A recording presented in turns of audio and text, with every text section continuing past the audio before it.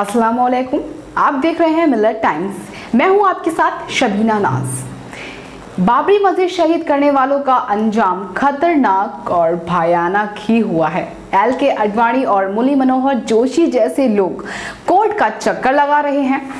उन्हीं लोगों के हाथों ये जलील भी हो रहे हैं जो आज इनके सिया कारनामों की वजह से हुकूमत में बैठे हुए हैं। कई लोग मुसलमान होकर मस्जिद बनवा रहे हैं। ऐसा ही एक कार सेवक अंचल है जो कुदाल लेकर बाबरी मस्जिद गिराने गया था, लेकिन आज उसकी जिंदगी पूरी दुनिया के लिए एक इबरत बन चुकी है। जो लोग ये काम करने गए थे उन लोगों का स्वागत किसी हीरो की तरह हुआ था। बाद में क्या हुआ, इनकी सुध लेने वाला कोई नहीं आया। इनमें से एक बलवीर सिंह था।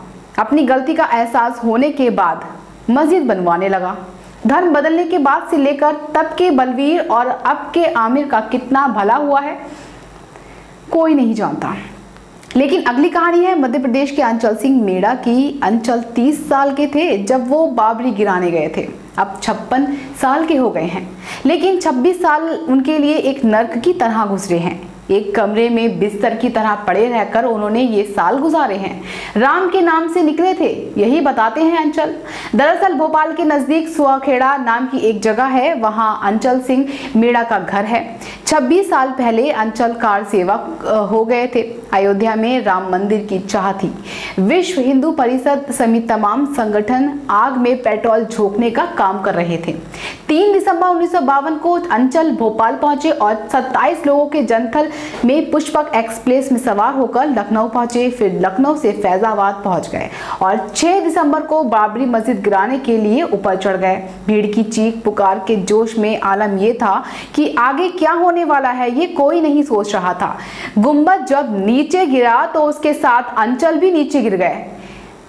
मलबा का बड़ा हिस्सा अंचल के पीठ पर आ गिरा। अंचल बेहोश हो गए। पहले फैजाबाद के अस्पताल में अंचल को भर्ती करवाया गया, फिर वहां से अंचल को लखनऊ रेफर कर दिया गया। जब वहां अंचल को होश आया तो पता चला कमर के नीचे का हिस्सा बेकार हो गया है और अंचल चल नहीं सकता। 6 दिसंबर थी 1992 का सन था और मैं जो है 5 दिसंबर को यहाँ से निकल चुका था। 11:45 से काम वहाँ जो है चालू किया था। मैं पीछे जो मलमा पड़ा था उस मलमे पे से गुम्बद पे चढ़ के थोड़ा जो भी मैं कार्य करता था वो तो अस्पेर से जो अपनी वहाँ की जनता भी लगी हुई थी। 1-8 घंटा ही मैं सही रहा। इसके बाद मेरे ऐसी लगी कि सेठ बेहोश रहा। मैं कैसे लगी? वो गुम्बद की जो है एकदम गिर गई, उसका जानकारी हमें मालूम नहीं पड़ी। हम लोग ऊपर थे। अब अंचल बिस्तर पर ही पड़े रहते हैं। पूछने पर अंचल ने बताया कि 1992 के बाद तमाम छोटे से लेके बड़े नेता भोपाल आए, लेकिन अंचल के पास तक कोई नहीं गया। सिर पर लगी चोट दिखाते हैं और फूट फूट कर रो पड़ते हैं। कहते हैं कि किसी भी नेता से ये तक नहीं हुआ कि एक गिलास पानी पूछ लिया हो। यहाँ तो वैसे कई नेता आते हैं लेकिन कोई भी उनकी खबर तक नहीं लेता। लेकिन मैं जिस काम से अयोध्या गया था उस पर विश्वास है कि पूरा जरूर होगा। 26 साल देखो, मुझे यही राम ने मुझे जो है भगवान जिस भगवान के काज से गया था उस राम ने विश्वास से सब अड़ेग रखा। किसी के आगे हाथ फैलाने का समय ही नहीं दिया मुझे और मैं जो बना करता रहा है। अभी तुमको घाव बताऊंगी तो आप कहोगे कि ये दशा और कोई देखने नहीं आया, तो मुझे भगवान ही देखता है हर चीज में। कमाल की बात तो यह है कि अंचल को अब भी एहसास नहीं है कि पॉलिटिक्स ने उनका इस्तेमाल किया।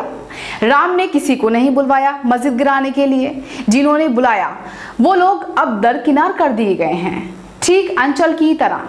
लेकिन अंचल को अभी भी ये लगता है कि वो काम उनसे राम ने करवाया था। अब उनके तो शरीर गए सर, अभी दोबारा तो अब आगा नहीं, मेरा जीवन ही बेकार हो गया। अब काय हुई जब जानू मेरे मोड़ मोड़ी अगर देव जी कुआर आ गए, इनको ब्याह सगाई कर दिए।